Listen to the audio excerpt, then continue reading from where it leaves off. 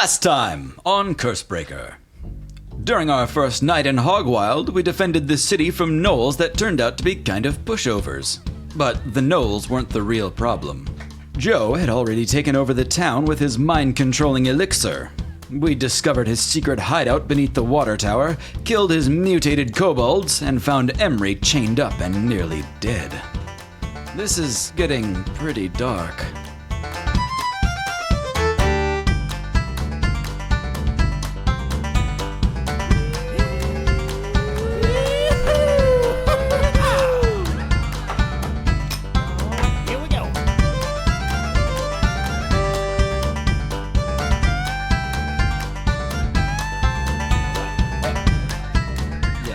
Fought those basilisks, pushed forward into the next chamber where you found Joe had somehow escaped and was not in the room, but Emery broke his chains, fell to the ground, and tried to reach out with his curse. When he tried to do that, though, he hit Holly's historoscope, and it projected a memory from deep within Emery.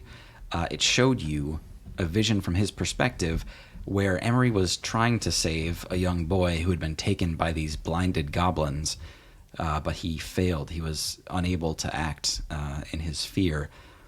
So what ended up happening is these goblins completed this horrific ritual where they summoned some otherworldly creature that took the boy's eyes, put them in its skull, and then pointed at Emery so hard that he forgot his god. It was an Emery memory. I know, I was going to say that too. Oh, I'm sorry, I couldn't contain it any longer. Emery's. Sorry, dude. All alone in the eye cave. Beautiful. This memory kind of finishes up. The last thing you see is this eyeball creature walking away from Emery without having hurt him in any way. You can see from the memory that Emery is still stunned, standing there looking over this underground chamber that is filled with goblins that all perished during the ritual, and the young boy at the middle. You see Emery walking towards the young boy's body, and he just picks it up, and that's where the memory cuts out, and the historoscope falls back to the ground. You all remember that you're just standing in this dark, wet chamber underneath the water tower. Joe, who you were pursuing, is nowhere to be found, and Emery is unconscious. So is it like a utility type of room, or is it more like a cave? Yeah, it's like a pump room. You can hear like some kind of turning of a wheel that squeaks every now and then, as well as some like water being pumped up through these pipes. 3 of you had just activated your first Cursebreaker tattoo and are all glowing white with that magic lifting off of your skin. I pull out my Brooch of Missile Attract and also my Reverse Command Gauntlets, and I set them down apart from each other, and I'm focusing on the gauntlets. Okay. There's another item here if someone needs to let go. Yeah, you will all need to purge. You can't stop this once it's started. Can we all try to aim at those 2 items and see what happens? Sure. Yeah. Okay. Yeah, We'll just uncurse them. Yeah, we'll all try to uncurse them and let our energy out. Do I have a sense that Emery is still very much cursed? He definitely is still cursed, though it seems the curse has voluntarily lifted its kind of maniacal hold over Emery. Joe parted from you, promising that Emery was going to destroy all of you, but it seems in some ways the curse has taken mercy on Emery and the group. Okay. Yeah, I'll just go for the items too then. Okay. Yeah, I think without a direct threat, we can say that you all annihilate those things. They're stationary objects. It shouldn't be much of a challenge for you guys to get them dealt with. Where is the sword? It is still on Emery's back. Was the sword visible in this vision that we saw? No. Yeah, okay. I'd like to run over to Emery and perform a good old-fashioned medicine check. Okay. So 1? He's dead. Wow. He's dead. We killed him with our Emery. curse-breaking powers. He can't be dead. I mean, we didn't even get a chance to kill him ourselves. Well, he does have a heartbeat. Is that dead? No, it's not dead. That's. I think I'm just a little flustered. Hey, DM, Did we use all our spell slots to do that curse break-in just now? Yes. Okay. Thanks. I'm feeling very tired. I don't know where we can go. Joe still should have control of the entire town. We gotta take Emery somewhere safe. I think my parents' house would be safe. Can we Oh. wrap him up or something? I feel like if he wakes up, he could still be a danger to us. He's still got the sword. I don't think so. I think that something has changed. I think once Joe's presence was gone, that I don't know, and what happened with the hysteroscope, I think we are safe again. Yeah, Joe thought for sure he was gonna kill us as soon as he left, but, I think we're just, better than Joe, right? well, I hope so. So when he wakes up, he's just going to be not cursed anymore? No, he will still be cursed, but he will be how he was before Joe invaded his mind. Oh, I see what you're saying. Yeah. I think he won't be overly antagonistic toward us. Right, he will be who he was when we last saw him. Can I get a perception check from each of you? 17. 14. Tan. 1. Also 10. So 17. Snack, you hear, I guess, a sort of metallic click, a little bit of an echo, coming from the far end of the room that seems to be coming from above you. Snack is well versed in traps and immediately flies into the air and looks around. You don't see a trap. Can I get an investigation check out of you? 10. You see a ladder. I'm going to fly up to where the ladder goes. You can tell that there's some sort of hatch there. I think the curse went this way. Holly runs up to the base of the ladder and she says, "Which way? I need to get out of here. I'm just so tired." This. It is a trap. Snack tries to fly and push up on the hatch. If that doesn't work, he will inspect it for latches. Okay. Yeah, pushing does not get you anywhere. Okay. I do have thieves' tools. I take out like a crowbar, and I'm just kind of like trying to find a footing by like stabbing around it. Sure.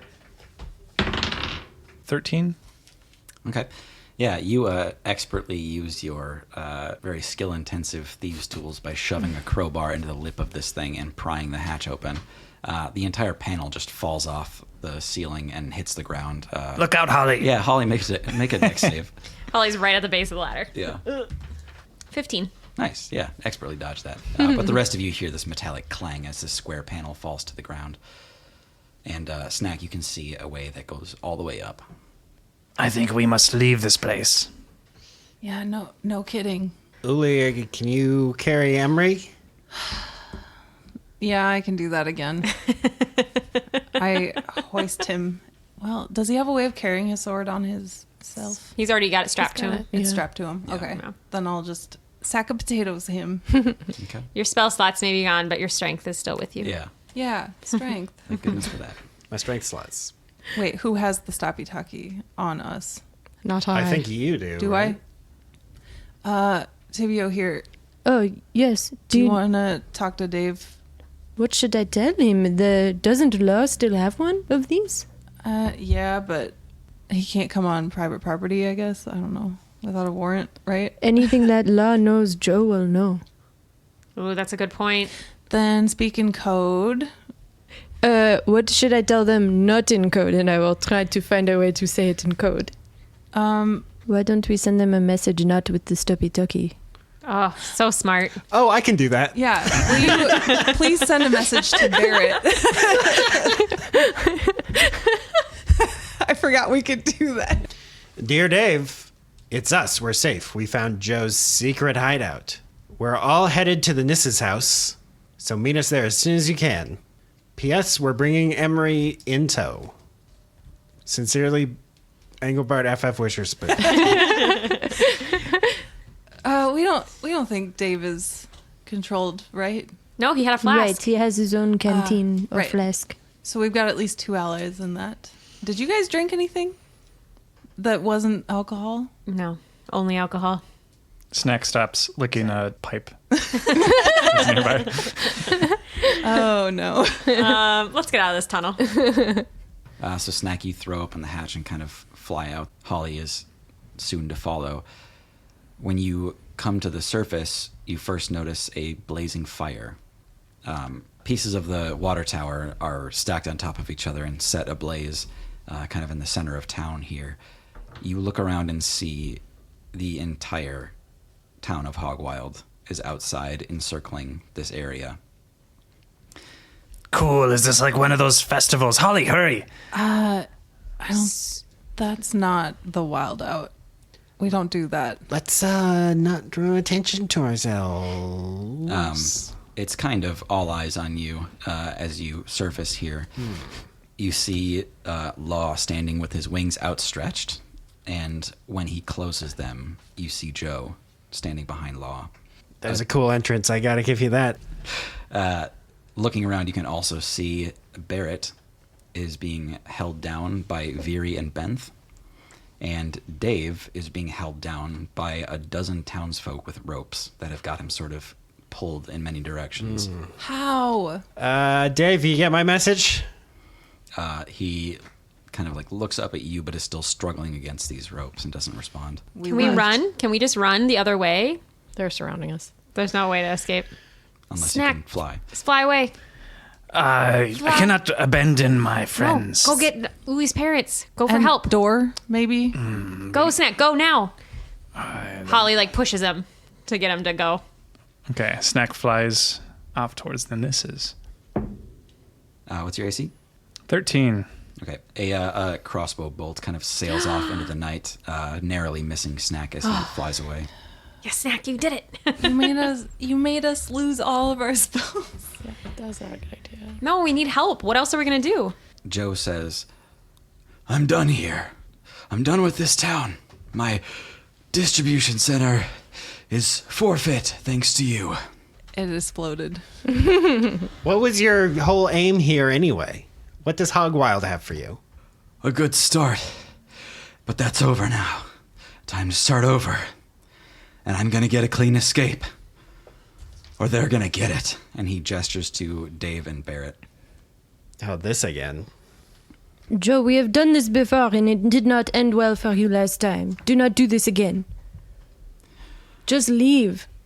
Oh, I will. And this guy's coming with me. And he gestures to Law. And he says, now I'm gonna turn my back. And nobody's gonna move. You understand? Oh no, don't take Law. Oh, jeez. He's We'd our be favorite- lost without It's him. our favorite sheriff. Dang. Holly is going to message Law, and she's like, got her eyes shut really tight, and she's like, Law, you don't have to listen to Joe. Listen to me. He is controlling the town. He is causing anarchy. Can you hear me? Don't worry, Holly. I can hear you just fine. Damn it. Holly, as your message spell finishes, you hear from out in the crowd, you hear this. And you look, and Dave is being branded with a hot iron. Oh, that's Jeez. just Dave! racist. And Joe says, does anyone else want to try some stupid moves? I was thinking about it. Holly's going to run up and try to punch Joe. She's angry now Okay. that they hurt Dave. And now everyone's gonna die. Yeah, go ahead and make an attack on Joe. Oh boy. I'm going to use luck. Oh my god. I can't use luck again, can I? I don't so. think you can Okay. luck a luck. It was 6 was my better roll. Yeah, that is not a hit, even on a stationary target. So Law just kind of stands in your way and just kind of like throws up a wing and just buffs you away.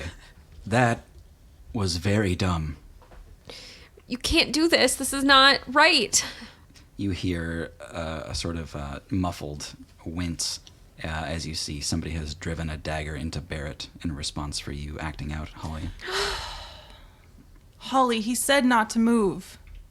Holly just starts crying and she's like, just doesn't know what to do. Joe, just go. Please, just go. He says, gladly.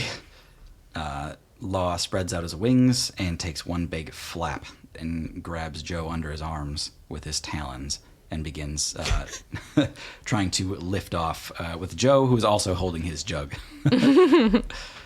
Which you can all tell at this point that Joe has a gigantic health potion that is constantly feeding into his body for a wound that will never heal. Gross. Hell yeah. Who did that wound? And You see Joe being kind of awkwardly carried off into the night sky. It's not as smooth sailing as you thought it might have been. I run to Barrett. Yeah, he's got a not insignificant stab wound in him. The rest of the townsfolk are just kind of standing around dumbly. Bert, gonna- please tell me you have. I'm going to toss some healing words on Barrett and Dave. Okay. Thank you. I'm not going to roll because it's more thematic. Sure. You see at least the pain that was affecting them has subsided, and they're able to kind of see clearly. In that moment, though, you all start hearing the from around the edges of town as gnolls begin to pour in once again. These gnolls, who need no mind control to assault the town of Hogwild, begin to pour in from the front gates and from every alley and avenue in the city. Is Joe 1,000 feet away yet? Just about, yeah. I run forward toward the gate and I say, "No, no more!" And I try to hit him with a poison spray. Okay. And they must succeed a con save. It's a really good con save, actually. 19 for that this works. pocket of gnolls. So you go to like throw it off into this crowd, and a couple gnolls are sort of disgusted by the poison spray, but little else as they continue to march into the city. I'm going to get in front of some townsfolk and toss a word of radiance at those gnolls. Okay. Yeah, I've moved in front of the townspeople too. I would like to be guarding Dave and Barrett and flicking firebolts. Okay. Now is not the right time, gnolls. Make a Constitution saving throw. They're good at those. 18. Jesus. Nothing. Okay. The gnolls continue to descend upon your party. This is not looking good, Tibio. I cast Ray of Frost, Okay. which is a ranged spell attack. Okay. Instead of a con save. 14? 14 hits a gnoll. Ah, sweet. On a hit, it takes 2d8 cold damage, and its speed is reduced by 10 feet. That is a 12. Okay. Yeah, damn. So as these gnolls begin to descend on the town, you guys try in vain for a little bit to fend them off as best you can. One of them raises an arm and is about to strike down a citizen, and Tibio manages to get off a ray of frost that actually just stops it literally dead in its tracks. And the rest of the gnolls take one big step back, and they have this kind of tense standoff with the rest of the citizens. Bert's going to flourish some magic quills. After the Ray of Frost hits one, I kind of like shake the rest of the frost off my fingers, like ready for another one. Okay.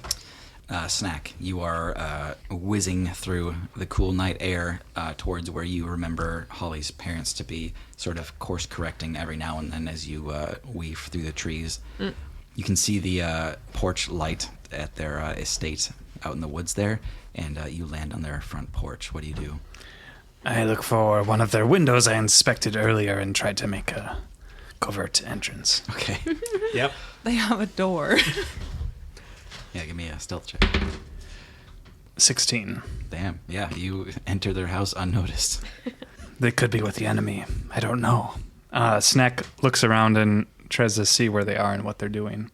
Yeah, you hover throughout their house and see that they are all sleeping in their respective rooms.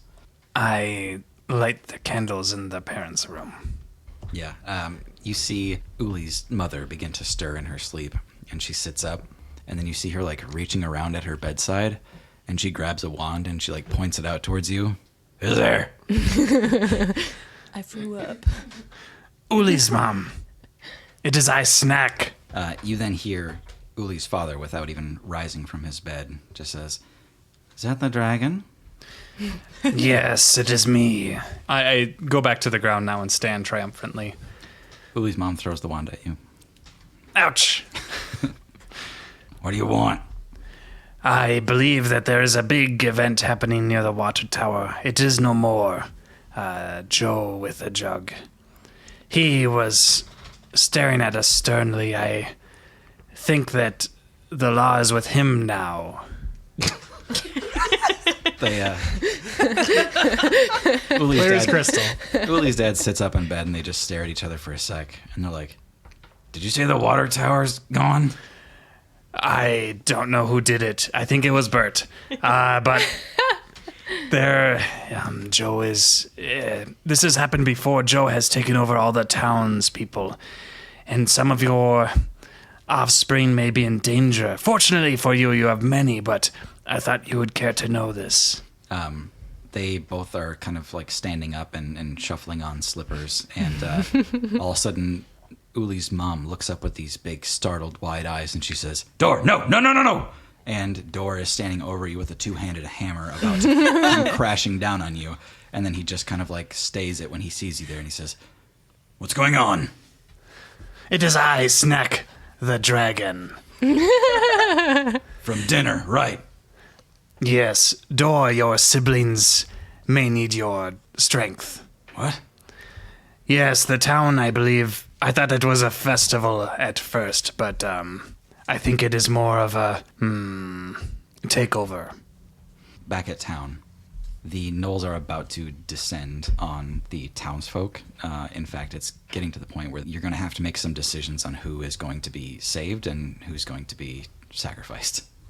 Holly pulls a stormlight out of her pocket and holds it up.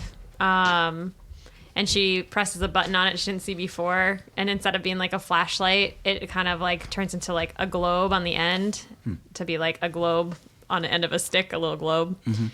And it like lights up around instead of just straight forward in a beam. Yeah. And just gives off its bright little stormlight just to try to shock the bad guys. Yeah. So your entire group, this pocket of people in the center of town now is being swarmed and encircled by this large group of gnolls. How big is our group? There's probably 30 citizens in the center, surrounded by some 60-odd gnolls. Does Dave seem okay other than the brand? Yeah. Can I untie him? Yes. Okay. I don't remember if there's a length limit on the ingress ink. You can do I think it's a 10-foot line or a 5-foot circle. Right. Okay. What about like a semicircle? I mean, yeah. I mean, I'm going to use it to create a barrier, even if they have to walk around it. Okay. So yeah, you flash out this arced barrier in front of you with the ink of ingress, and you see a gnoll like walking towards you. Yeah, I want to like taunt one of them. Yeah. Behind the line. It like rolls up its snout and kind of sneers at you, and then comes closer with a flail attached by a chain, and takes like a swing near you, and the shield kind of halts its momentum, and you hear that familiar kind of boom as it smashes against the wall. And then the word crack appears over the shield. That's 2 damage to your Ink of Ingress shield. Okay. Does my light do nothing except light up the scene? I mean, yeah, pretty much. It just puts a spotlight on where you guys are. Which is good, so we can see it. That's true. Advantage now. No, I'm just kidding. I throw my mirror ball. Nice. Okay. Yes. I light it up, and then you throw the mirror ball, and just like it goes into a disco ball above us. We need some like battle music for this. Yeah, I'll say with the stormlight out that the gnolls kind of like shy away from the light a little bit, and for that reason, they're sort of sitting ducks to be you'll take advantage on this attack. Oh, thank God. Nice. Please. Mirror ball. Mirror ball. Mirror ball, mirror ball, mirror ball. That's very good because one of them was a 1. God. 16. Okay. Cool. So roll damage on that guy. It finally does a thing. Okay, so it's 2d4 10 Nice. damage. Okay. And then I re-roll the attack roll, or is it just from the first attack roll? Just from the first attack roll. Okay. Your attack is a 16, a 14, and a 12. Okay. Down to 12 hits, but beyond that does not. So Okay. you throw the mirror ball, and you see it bounce off of a gnoll's face, and then you just hear it ping, ping, ping, smash up against 2 other gnolls, and all 3 of them are dazed and almost downed by those attacks. Mirror ball. Yay! Finally worked. Snack, what do you do as you arrive on scene? I'm here. You are behind all of the gnolls. Where's Bidet? We'll say Bidet has been largely left alone, mostly because everyone thought it was already dead. Yes. But you see it attached to a hitching post, and it stands up when it sees you come near. I gesture. I put a finger to my snout as if to shush. And then I stealthily approach the gnolls. I make a silent image over myself, as if to be a weak human. Okay. So just cowering on the ground. Okay. And then I make some weak human noises. Wait, what do those weak human noises sound like?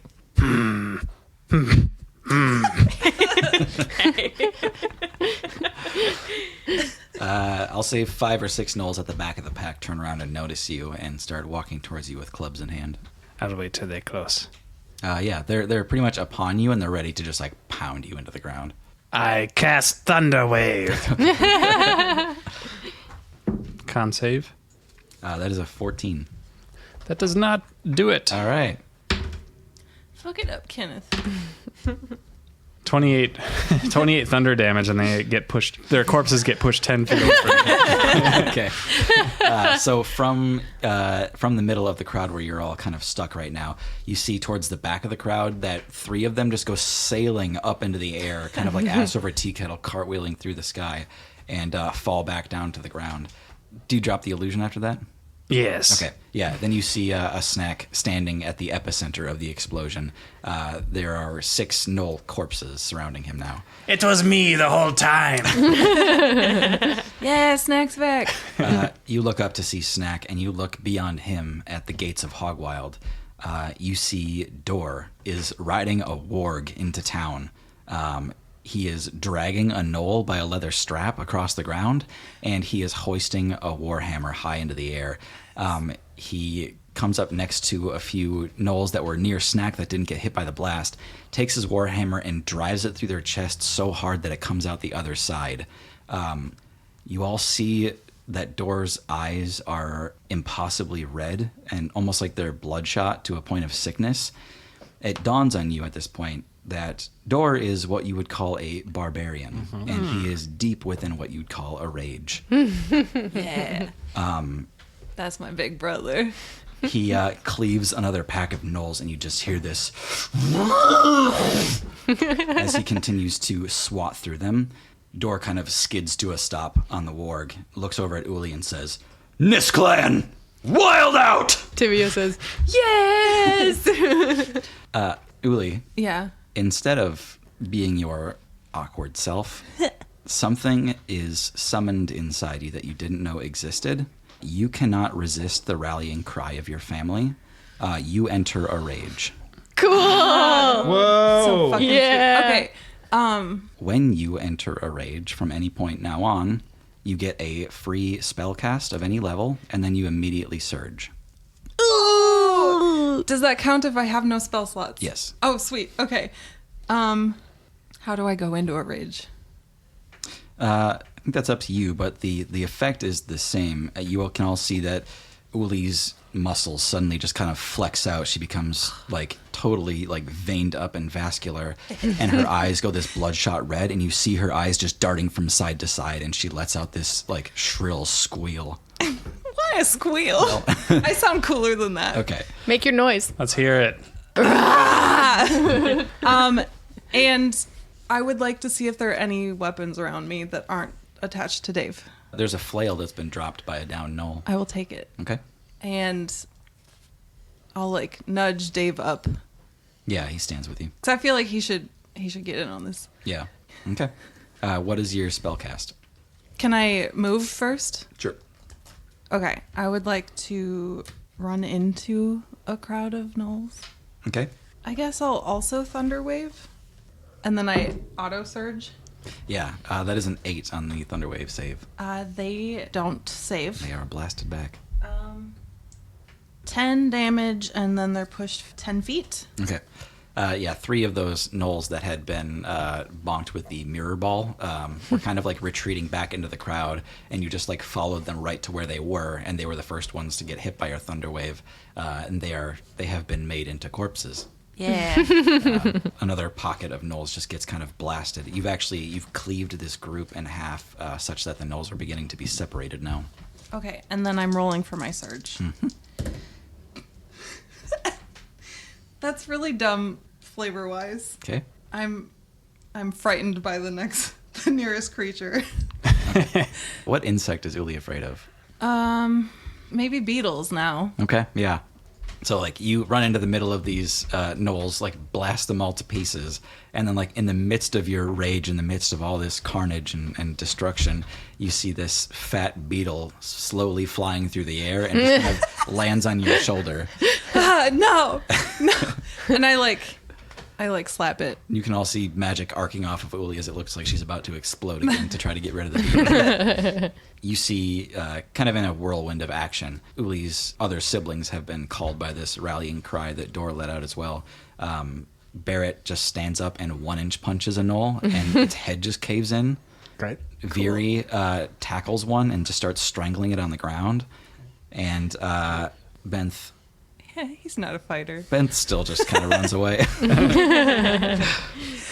He's yelling taunting words. Benth like climbs a bunch of crates and starts shouting at people to fight back.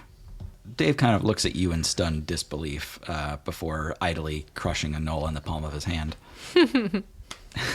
Just rolls him into a ball and flicks him away. Ew. The evening descends into a truly Hogwild, chaotic mosh pit.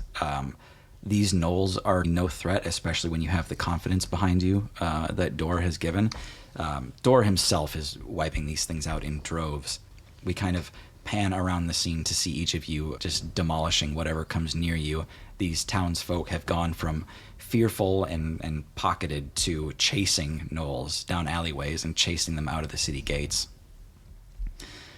By the end of the night, there's a lot of destruction around town, but it's mostly intact. Of course, the water tower is destroyed. There are people asleep in the streets that have passed out in random places. There are people sleeping in alleyways. There are people like sleeping in little groups holding gnoll weapons. This is a typical Friday night. Where do all of you end up at the end of this cleanup?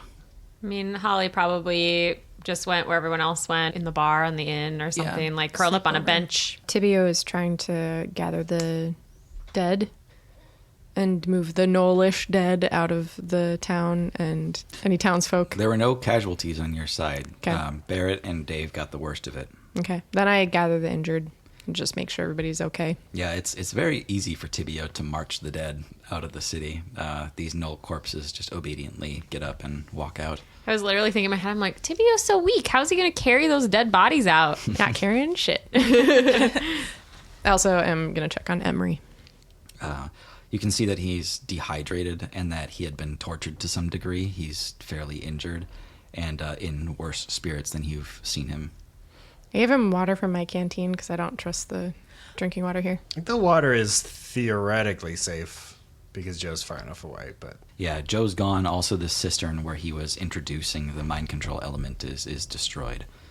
So now it's still just a direct feed from the lake, although it's got no cistern to be stored into. Mm-hmm. The next morning, Uli, you wake to a cold cloth on your forehead. You open your eyes and see Ulrich standing in front of you. Oh, hey. Oh, my head hurts so bad. I thought the wild out was going to be tonight, not last night. You guys partied hard. We pre-gamed a little bit. Welcome home, Ulrich. Good to be back. You want a smoothie? And he offers you a blueberry smoothie. Yeah, that'd be great. Thanks. The rest of your gang is already up. It's 2 p.m. Good afternoon. Do they need me anywhere? Eventually, we got to get ready for tonight, but... How are the rest of you received this morning? Holly's probably just trying to get things mended up with her cantrips, helping out where she can.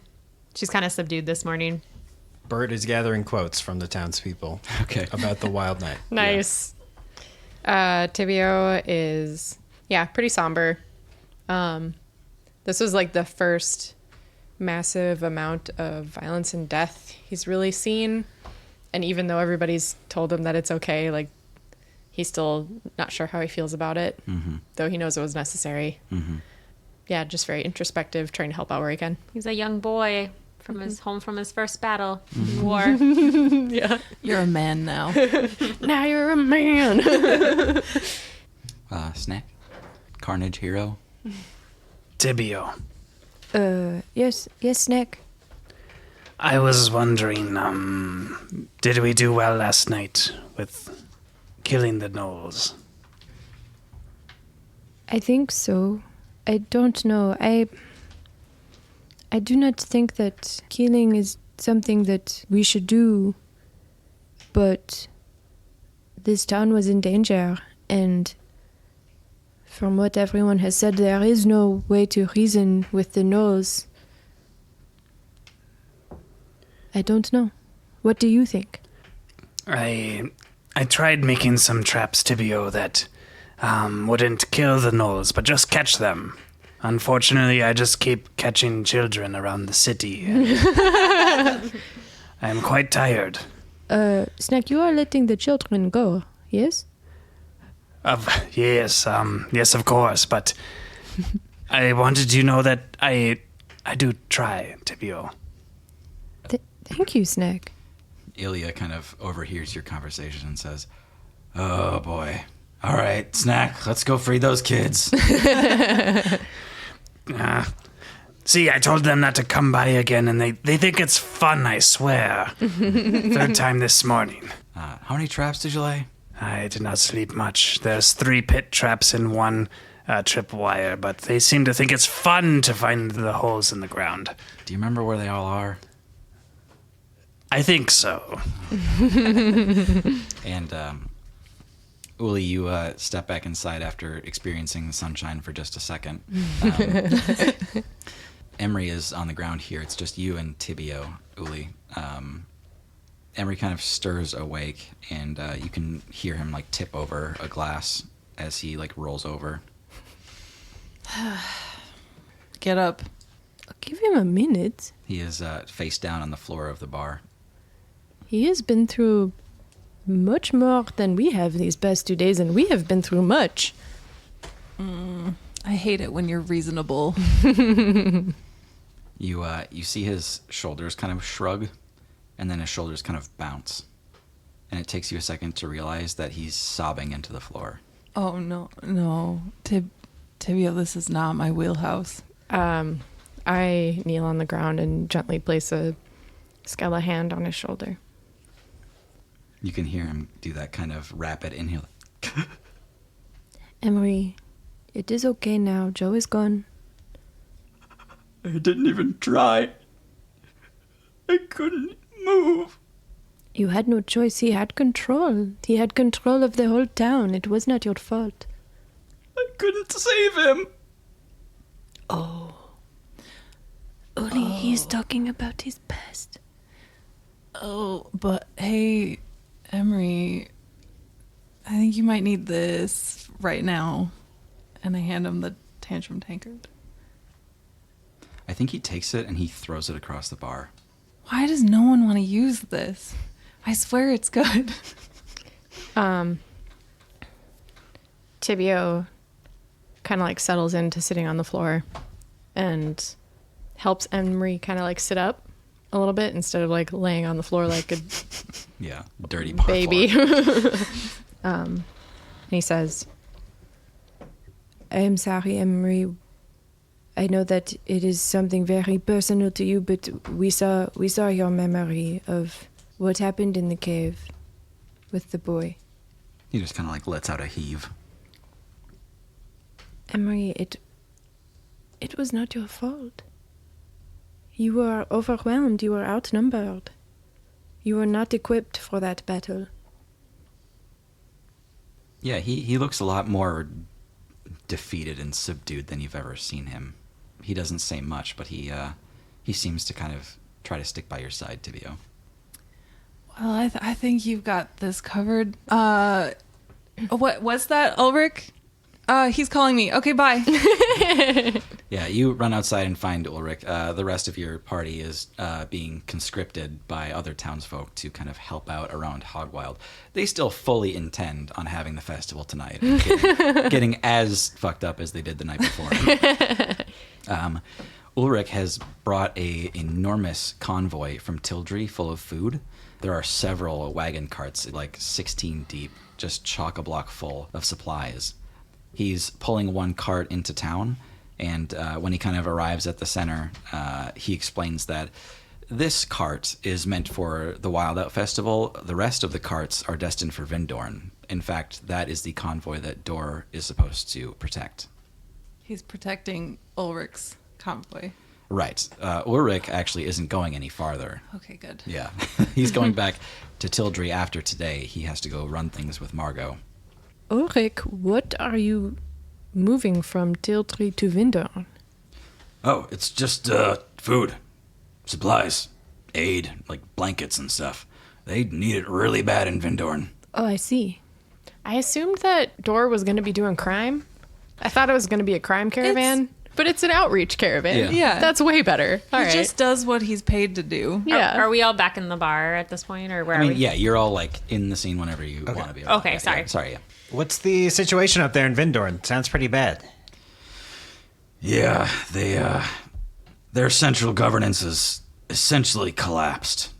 The citizens can't get any kind of aid, especially the ones who are resisting right now. They need a lot of help. Another uprising, I see. Well, not so much. They tried, and where Tildry succeeded, they did not. We're just trying to keep them on life support. Any evil judges up there? No judges at all. That's part of the problem. Just a dictator? Just a king. Oh, ooh, I was right. What's the king's name again? Nobody knows. King Vin. He who Dorn. should not be named. King Vin Diesel. And how's it going back in Tildry since we've been gone? Not bad. Judge Flan is up for a trial pretty soon. Judge Margot presiding. Nice. That's my bingo. I hate to miss that. Jinx is under lock and key. I don't think he'll ever get out. Have you heard anything from Ivy?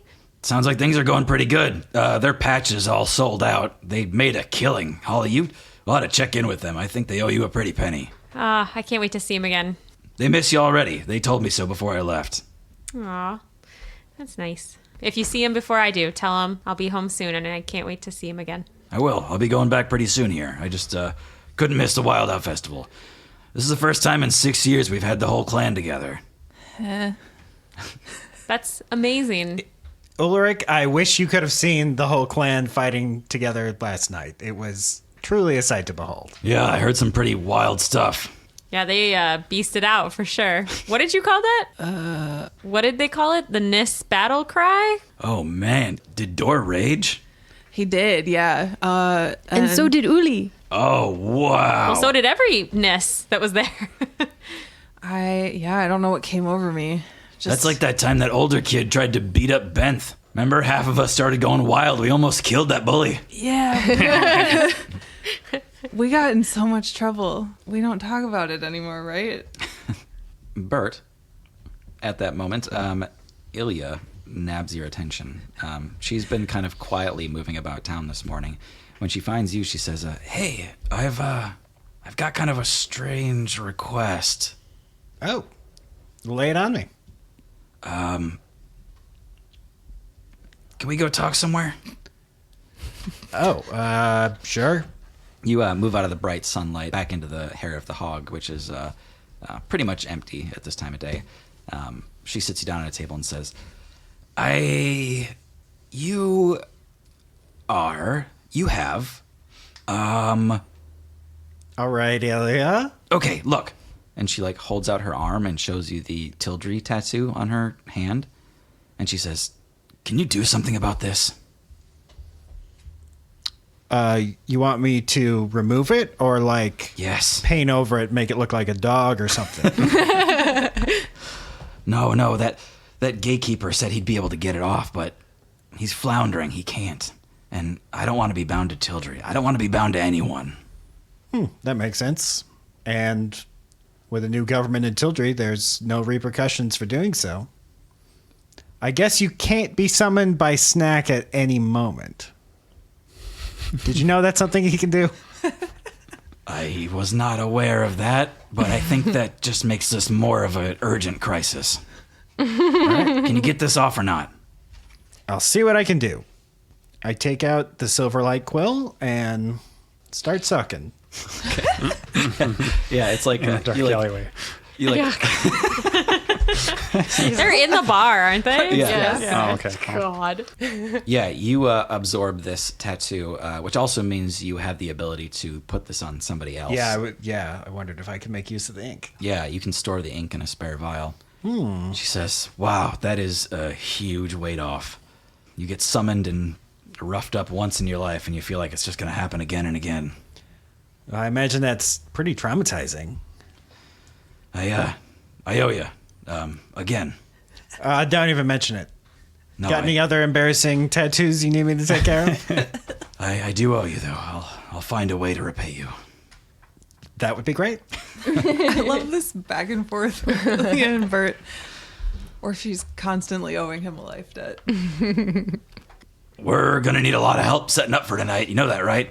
Just because you're hungover doesn't mean you get to slack off. I didn't expect it. Mom's kind of a hard ass about that. Yes, I am! Where's your friend, Scaly and Bones? I love that. I love that. It's like a buddy cop drama. It's Rizzoli and I. Snack comes out from behind a corner. Yeah. Yes. There's Snack. Snack comes out from behind a corner, and you see a child running the opposite way, going, "I'm free! I'm free!" For now. They run faster. Ulrich, Yeah. Hey. did the library say anything about missing books? Well, there were some books in the Tower of Magic that I don't think we're ever gonna get back. But no. So strange for Bert to do this. Well, what is it that you need, Ulrich? Kind of a novelty, but I wanted to experiment. You've got, like, fire breath, right? Yes. I have this theory that people are going to be crazy about eating steaks that have been dragon roasted. Do you think you could do that for us? I feel strange about this request. Snack, that sounds so cool. Of course, it's cool. It involves a dragon, but it seems a little, I'll get the grill set up. You just hang tight. Bones, I'm going to need your help, too. I look around like anybody else could possibly be called Bones. And then I point at myself. What? Yeah, you, Bones. I was wondering... Okay, he's a little wild, right? And he's pointing to Snack. It depends on your definition. I don't think that he is necessarily Hogwild wild, but he's kobold wild. Well, good. We're going to need somebody. I was hoping somebody calculated and somebody kind of, let's say, fierce to hunt this year's boar. What do you think about that? Tibio has never thought of himself as fierce in his life, but this is a moment of inspiration. He puts his skeleton hands on his skeleton hips and straightens up to his full skeleton height and says, I would be honored. I mean, you're calculated and he's fierce. Do you want Snack to hunt the boar? I didn't know how into killing you'd be. I just need to make sure that he doesn't cause a lot of damage while he's out there. Yes, I guess I could help him. I mean, we don't have to call it babysitting, but... Oh, yes, I guess I could do that. Great. Well, I think by the time you guys get back, we should be all set up and ready to go. So, good luck. Tibio walks over to Snack and puts a hand on his shoulder and goes, Let's go find a boar. What are we doing with this boar? You're going to kill it. At the same time, Mama Nis is walking around town. Actually, she's going to make a stop by Holly first. It says, Hey, Fortune, I need a favor from you. Lady Fortune to you, Mama Nis. And Holly winks at her.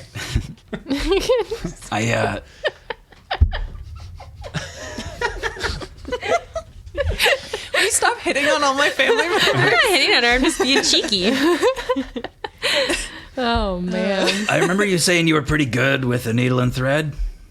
Oh, yeah, I've sewn a garment or two. Well, I'm sort of an amateur, and I was trying to make something for Uli, and I wondered if you could help spruce it up a bit. Definitely. What are you making? Can you show me?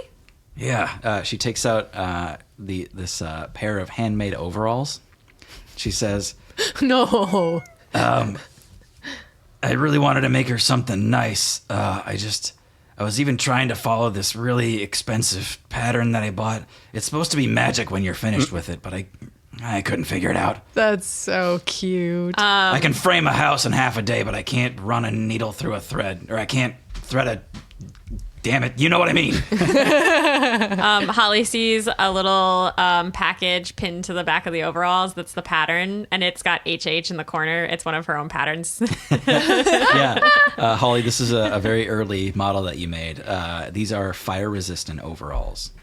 And Holly looks at the back and sees that pattern book, and she's like, yeah, I think I could help with this one. Anyway, do you need the pattern? Maybe just for reference will be good. But yeah, we'll take a look. Did you want to give it to her tonight? If we could. I don't know how quick you can work, but I'm sick of staring at this thing. I got it. Don't you worry. She looks at the package and says, I hate these H's. It's like it's laughing at you. Oh, well, a laugh in the day is a punch in the night. We can just cut that. Sorry. It's good to take chances. Beautiful. A laugh in the day is a punch in the night. It's one of those weird Hogwild sayings. Mama Nis continues to check on you throughout the day. Uli, Yeah. it just so happens that you and Dave ended up repairing a lot of the town together. Give me a strength check. Give me a romance check. Could I please use my scroll of bull's strength first? Sure. Because I have one of those. Okay, strength check. No. Okay, so I have advantage on strength. 15? 15? Yeah. Okay. Yeah. You're handily pushing up this giant spiked wooden timber. You're raising it back into place, and though you don't quite need it, Dave kind of puts a hand sort of over you and helps lift it into place, and helps you tie it down so that it stays upright. You can see him kind of wincing as he's putting some pressure on his brand mark from the night before. Oh, shit. Hey, I'm sorry about that. Oh, it's not your fault at all. You didn't do it. It's nothing. Can I see it? He moves his arm. It's sort of on his ribs. Still kind of fresh. And you can see that it's still a pretty much glistening wound. It's a big H. For Hogwild? Yeah. Oh. I was like, H for what? Hamburger. Oh. oh man, that looks really painful. Is this always going to remind you of that? It'll always remind me of the time that my friend saved me in Hogwild. Aw. That's a good way to look at it. Yeah. And Yeah. he kind of looks staring at it, and he's like, Does hurt, though. Yeah, my mom might have a good poultice or something. She makes her own home remedies. Your mom, huh? Yeah, I can go get it. You don't have to. Here, just come with me.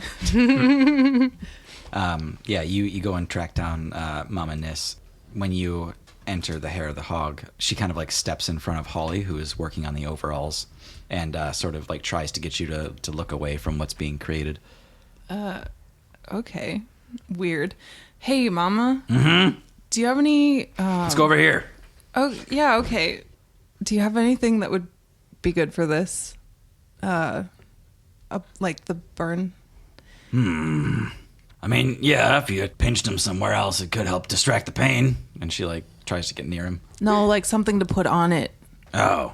Yeah, got a couple things. And she goes behind the bar, and Benth is just excuse you, and she just starts going through all of Benth's shit and taking out his supplies, and she starts crushing up some strange roots into a bowl, And he's like, we need those for martinis, Mom. And she comes back with this little poultice of crushed herbs and a bandage. And she lays it over the wound, and she's like, that should stick pretty well. Uli, this is like when you used to blow up. Yeah. Have you ever seen Uli's burns? Oh. She's talking to We Dave. don't have to. It's right on her little butt. She scorched the shed to pieces one day, and a little timber fell on her. No. We were all pretty scared, but she's fine. No. That never happened. Dave goes, is that what that was? No, hey. Mama. You guys seem good here. All right. Is that Ulrich? I gotta go. See ya. Bert rushes through the open door, and he's out of breath. He goes, I sense that there's an embarrassing story about Uli. Did I miss it? You just missed Burnbutt herself, but I'll tell you all about it. Thanks, pal.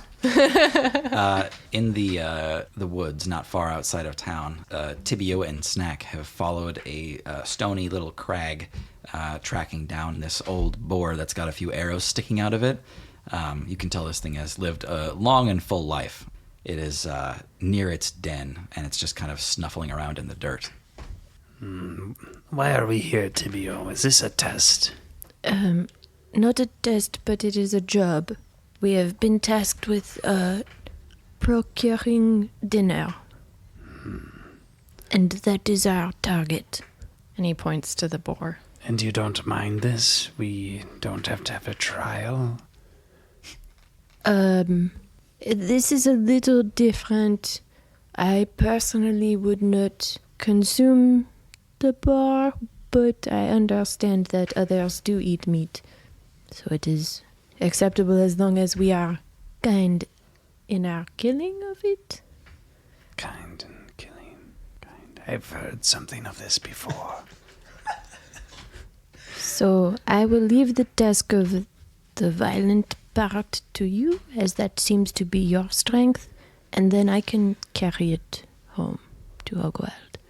Tibio, I was born with a stronger right hand.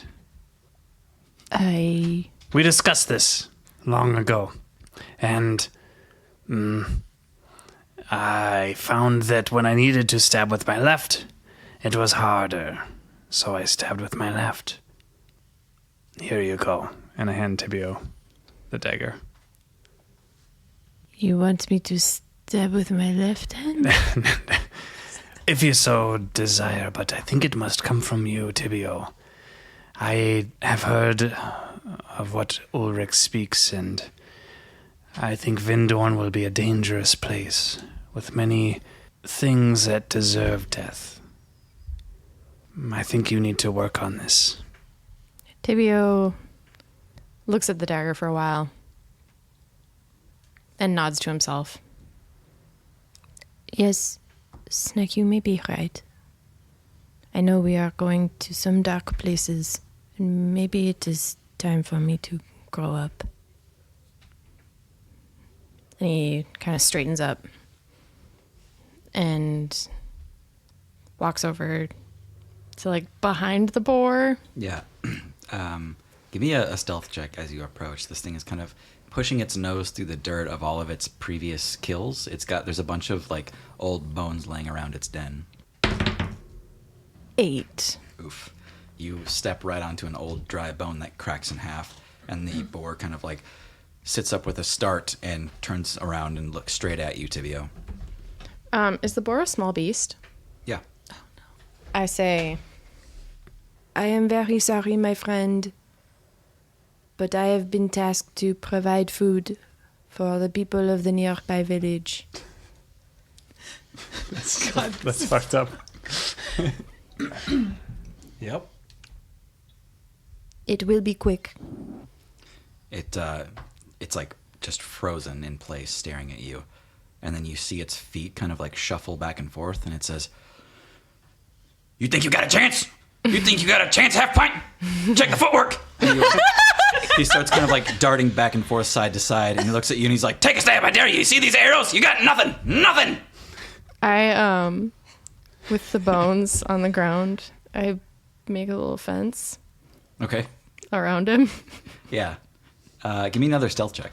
Oh, Jesus. This is so much worse than I thought it would be. Oh, natural one. Oh no. Oh, no. Okay. Oh, no. Okay. Oh, sweet Lord. Never talk to your dinner. I've made a horrible decision here. The bones begin to rattle in a large circle as you construct a little pen for the boar, but he's having none of it. He says, "Bad move, sucker!" And he charges for you, and he tries to bite you, Tibio. That is a 16 to hit. Yeah, that hits. 9 piercing damage as it chomps down on you. Did we have a long rest? Yes. Yeah, it's the next day. Okay. And this thing is effectively on top of you. Make a strength save, or else you are prone. 6. You Dice are prone. jail. This boar is on top of you, and it just took a bite out of your arm and is about to go for your face. I cast Vampiric Touch. 16. Wow. Yeah, that hits the boar. 9. You reach up at this thing, maybe trying to defend yourself, maybe really meaning to kill it. But Tibio, you also realize in that moment that if you don't do this, it's going to kill you. You reach up and touch its skin for just a brief moment, and you grab for life, and you grab onto some life, and you drag it out of the boar, and you feel it just kind of fall heavy on top of you, and then you just sort of roll out from under it. It's dead. Yep. I get up. Snack, I did it. You did it, Tibio. You did well. I don't think I should have stuck to it first. Yes, that was a little disturbing, but But I did it, you did. Yes, you did. and I did not need the dagger. I don't know why that's an important distinction. Je ne sais pas. Tibio, Yes. much of my life has been like that. Confusing and stressful. With a large boar and ready to chop my head. We did good, Tibio. They did not think through getting enough help for us to move this, though. Oh, we do not need help with that. And I just use the necromancy to pick it up. You go to use your necromancy on it, and you hear, "Never surrender!" And it gets up and it starts sprinting away from where you guys are. What? It's got this big necrotic wound on its neck, arrows sticking out of its back, flopping around, and it's just sprinting through the dirt away from you guys. Oh my god. It says, "I'll never die!" Is it dead or is it not dead? It's not dead. Okay. Snack, I did not do it. I'm This is sorry. all you, Tibio. It You must. continues to sprint down the canyon, and you just hear it kind of echoing as it runs away, and it says, "Many have tried, none have succeeded!" Maybe we should find something else. We cannot leave it like this. It seems to just. I think it was fine. I'm very surprised. Yes, it seemed. It should not be fine, but it is. I do think it is our duty to put it out of its misery at this point. It did not seem particularly miserable. I will be quite embarrassed, Tibio, if we come back two strong adventurers and unable to slay a boar. Okay, I suppose. I start walking off after the boar, kind of dejected. Yeah. You eventually come upon it again. It is at a river's edge, just drinking some water, and it's got its big stupid eyes looking out for you. I give Tibio back the knife. Jesus. Just this way works really well most of the time. Yeah, I run up and try to stab it. Okay. You trying to stealth this time? No. Okay. All right. The boar turns to face you as you run up towards it, and I don't even know where to aim. I'm just running and yelling. Yeah. Give me your little Tibio yell. The boar looks up at you and goes, "Ah!" And it charges towards you. Give me a contested melee attack. This is the best spin-off series. Jesus Christ. What Hunting do I knife. add to it? Whatever you would make with a dagger. So your dexterity and proficiency. 8. Wow. The boar gets underneath you and flips you over its back God. into the river. You take 1 bludgeoning damage as you fall into the water. Snack, you see the boar is doing its like fancy feet again, kind of crossing its little hooves over each other. And looks up at you and says, "What do you got, Pipsqueak?" I am experiencing emotion I'm not familiar with. Cringe. I'll ask Bert to write this down. Tibio, you must do this. I cast Chromatic Orb. Okay. And what element do you infuse it with? Fire. Roast piggy. Taking a page out of Snack's book. 13. Okay, that hits the boar. Jesus. Yeah, I'm rolling 4s and 6s back to back to back to back to back. yeah, what is the damage to your chromatic orb? 3d8 damage. 12. All right. The boar begins to charge at you in the river as this chromatic orb comes sailing towards it. Your orb shifts colors from blue to green to violet, and then it settles on red, and it begins to erupt into flames. The boar charges headlong into the sphere of flames, and it just says, "I'm invincible!" And just kind of fades out. It stops at the river's edge, kind of in mid-charge pose. I cautiously walk up to it. And then I, push it a couple times to see if it's actually dead this time. Yeah, it like exhales some dust, and you can tell that it has breathed its last. Snack, I really did it this time. Please just stab it once more just to be sure. I haven't stabbed it a first time. I know, well, okay, do it for sure this time. I poke it a little bit with the dagger. I don't actually stab it. I hold it with my fingertips. Okay. Tibio. Yes, Snack. I think this was very good for me. I'm glad that you suggested this. Now don't get too carried away. It can be quite addictive. I have no interest in ever doing this again, but I think it was good. I see.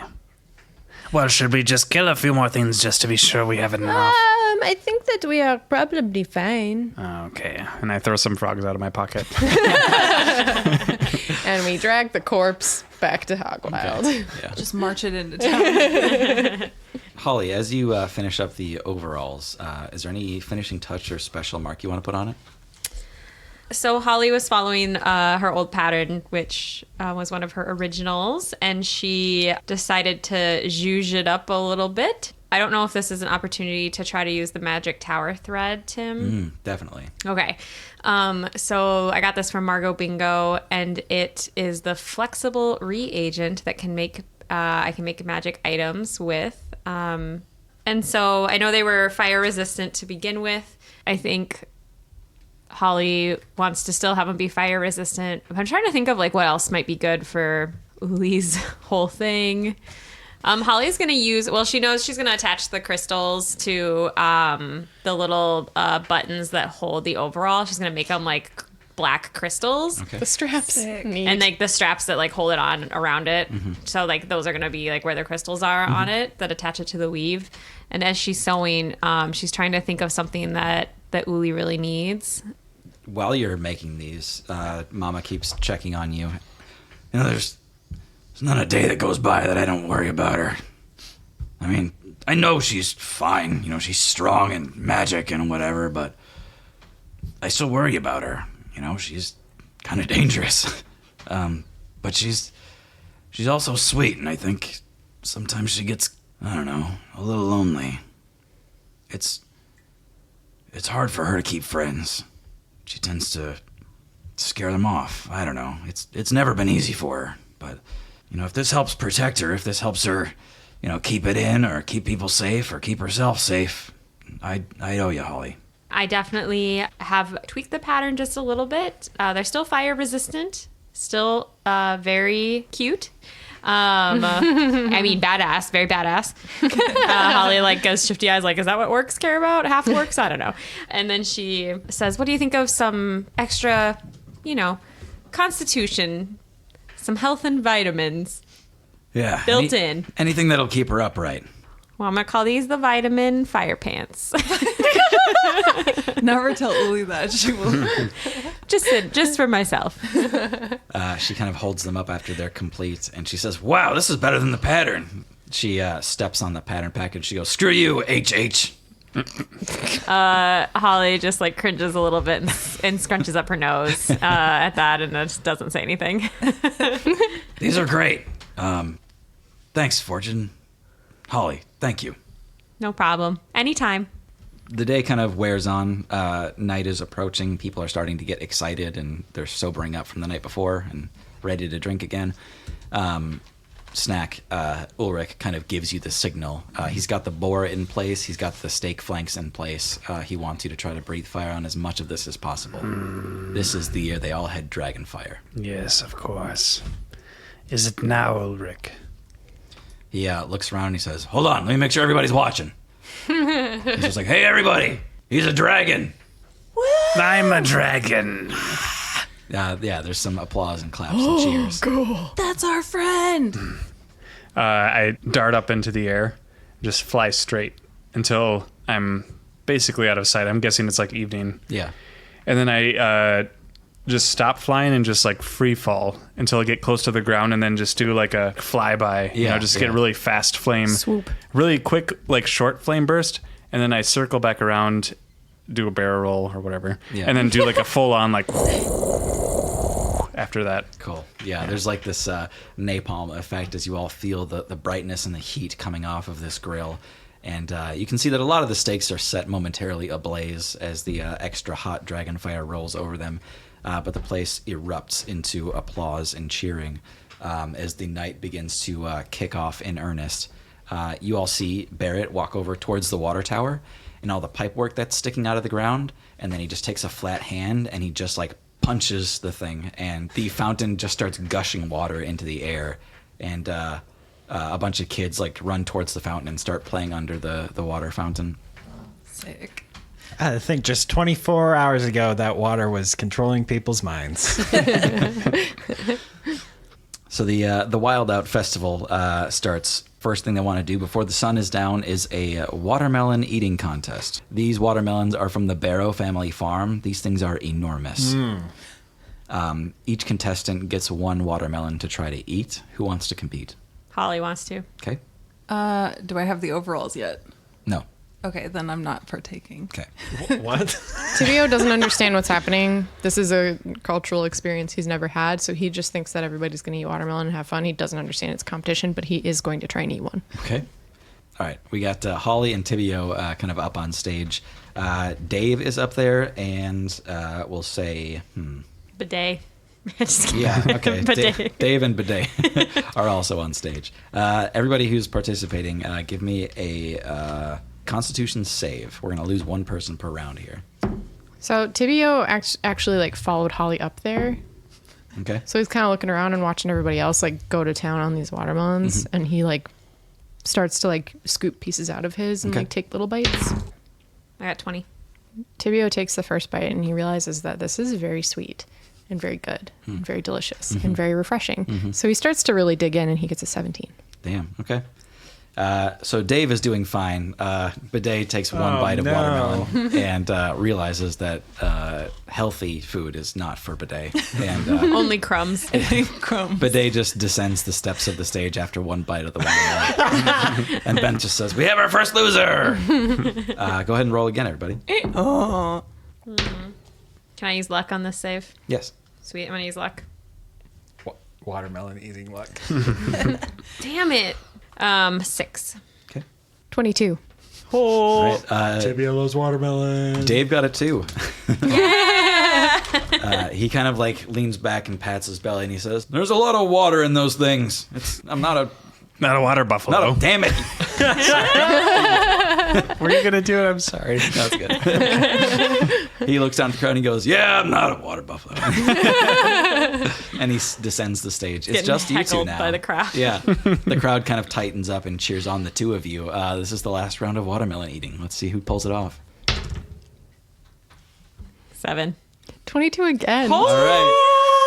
Holly, you start to feel the bloat as you've consumed just too much watermelon. And Tibio, you are gnawing the rind of your Barrow I'm family like farm. sitting in half of it and like still licking the other half of it. Like, this is delicious. I've never had this before. Holly, do you want some more? I still have a couple of crumbs left in mine. You Holly realize- like rolls off the stage, Yeah. passes out. Holly's leaving the stage at that moment, and you just hear people chanting, "Bones! Bones!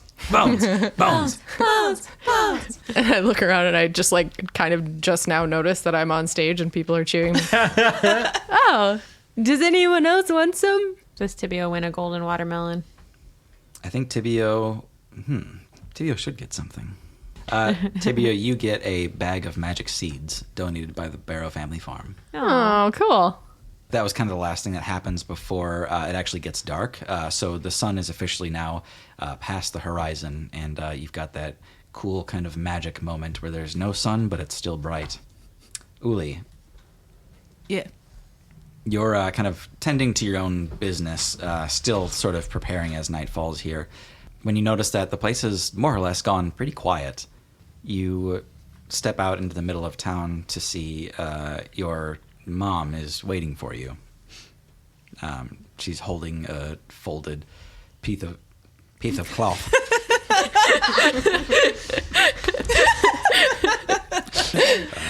She's holding a folded piece of clothing that she kind of gingerly offers up towards you, and she says, "Hey, little fireball, Aw, Mama. I had something made for you. I mean, I tried to help, but you know me." Good with your hands, but not, delicate work. What is it? Well, at first I was trying to make you some jammy jams, but I figured these would be better. And she unfolds a pair of pretty stylish overalls that you'd actually wear. Whoa, what? These Yeah. are so cool. I had your rich friend help out. Bert? No, the one that does these, and she shows the little crystal buttons on it. Oh, no way. Holly made these? Yeah, she's really talented. Don't tell her I said that. I would never. Anyway, I just, I figured it's special since we have you around for the first time in a while, and, well, there's something I'd hope you'd do for us, Uli. Yeah, anything. She actually takes you by the hand, and she leads you around the corner. You go out to kind of where the water tower was, and she shows you this giant bonfire that the rest of the town had been setting up. And she says, "Uli, we'd be honored if you lit this year's fire for us." Are you sure? Dora says, "It's probably the only chance we're gonna get, so yeah." I mean, that's a big honor, and you trust me with that? She gestures to the crowd and she says, "We took precautions," and people are holding up this like sheet of foil. Oh, yeah, okay. I get that. Yeah, that'd be an honor. And your dad, standing next to her, says, "Light 'em up, Fireball." I'll cast Fireball. Uli, Uli, Line up my arm, kind of like a crossbow. Yeah. And I aim for the center. And fireball it. Fireball it. Okay. I'm going to say the bonfire fails its dex save. Yeah. And Just gonna roll for a surge. Oh, we're good. it erupts into flame that reaches higher than even the water tower did before. Yeah! The entire town goes wild with applause and whoops and hollers.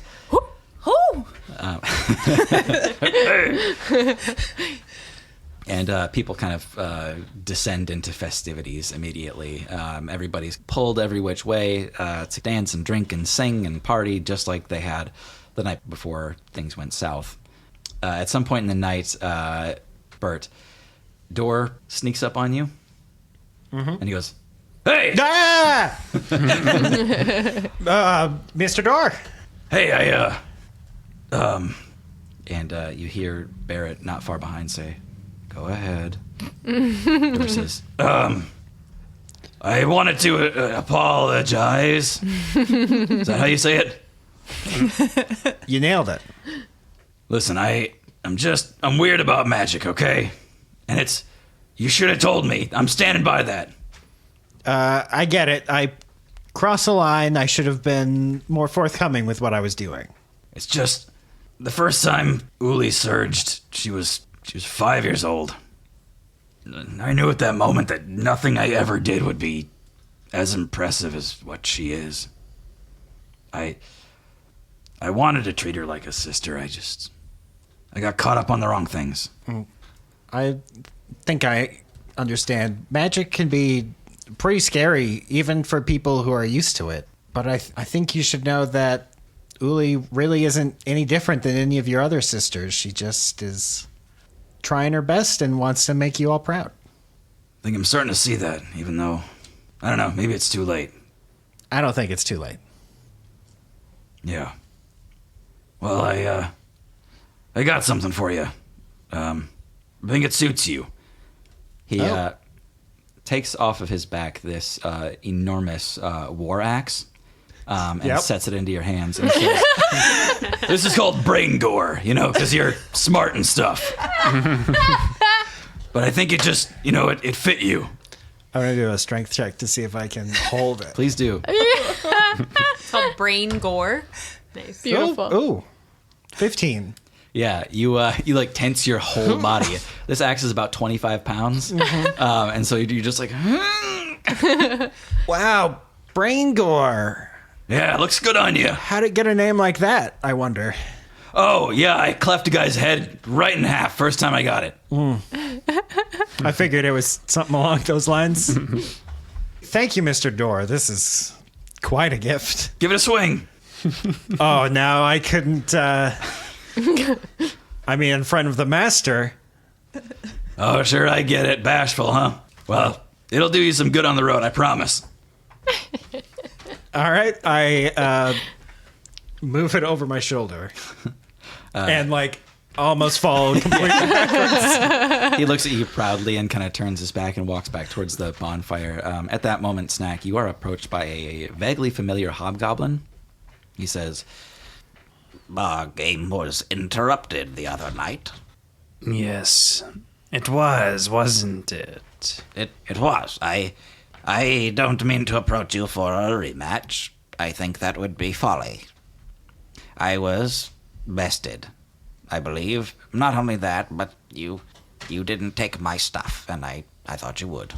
And well, that's impressive, especially for a kobold. It's part dragon, but I understand the confusion. Yes, Hawkrock says everyone knows is a sacred game for kobolds. I agree, and I am an honorable hobgoblin.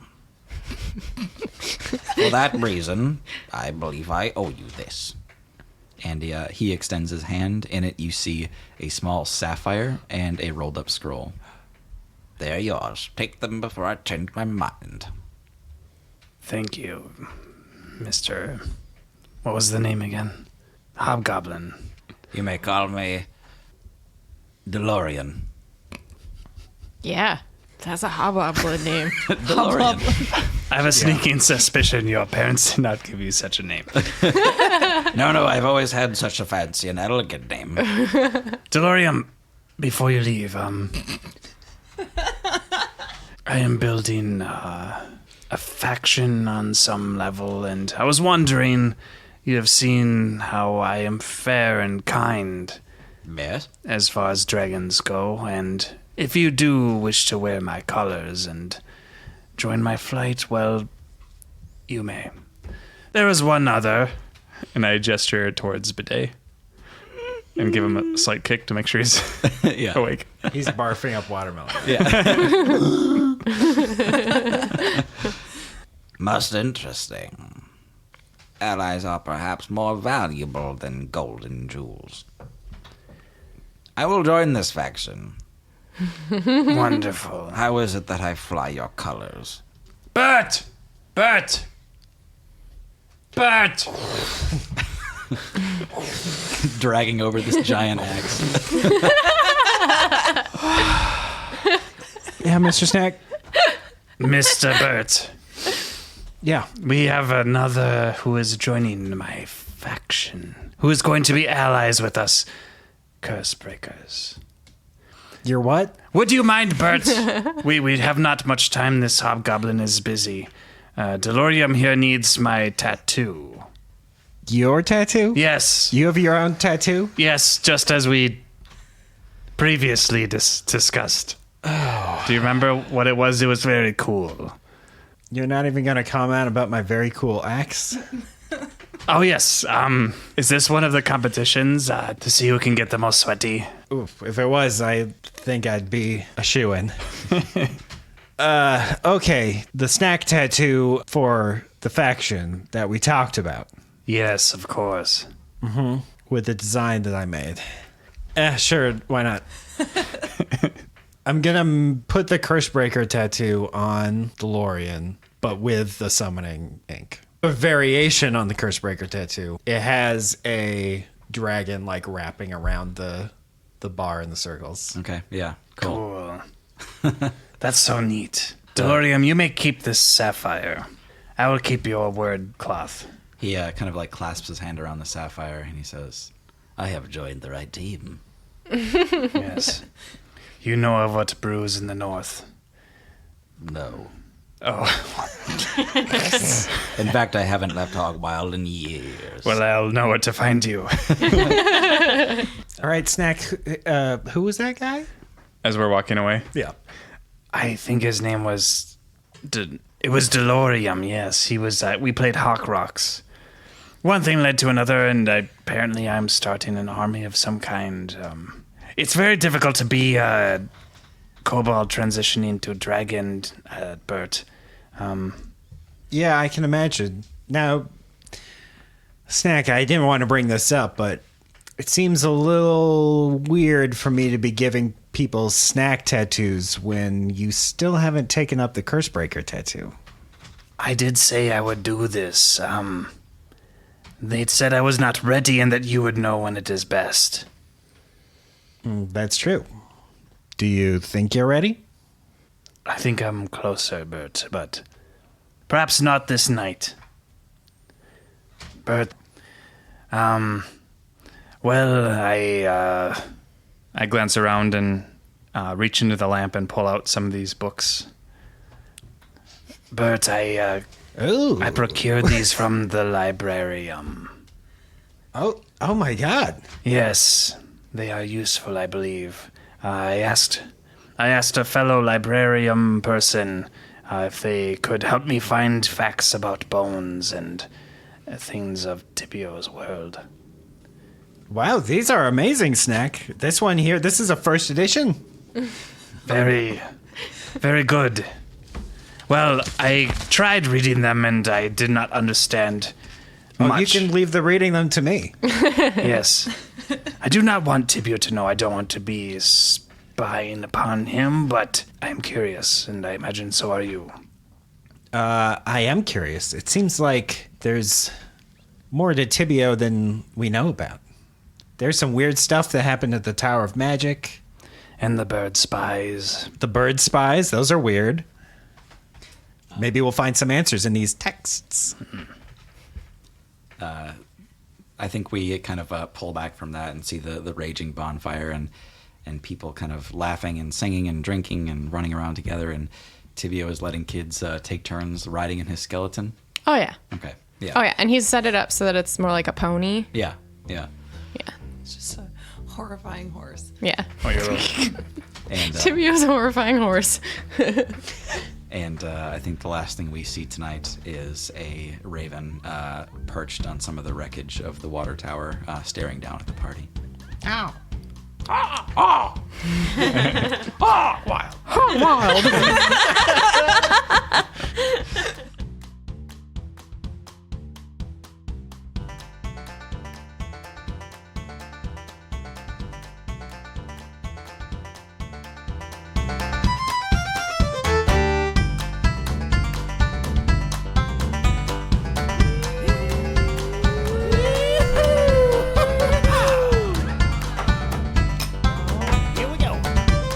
Thanks so much for listening. I'm Tim, your DM and your genie.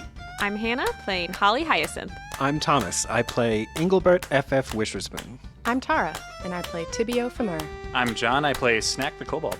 And I'm Maggie, playing Uli.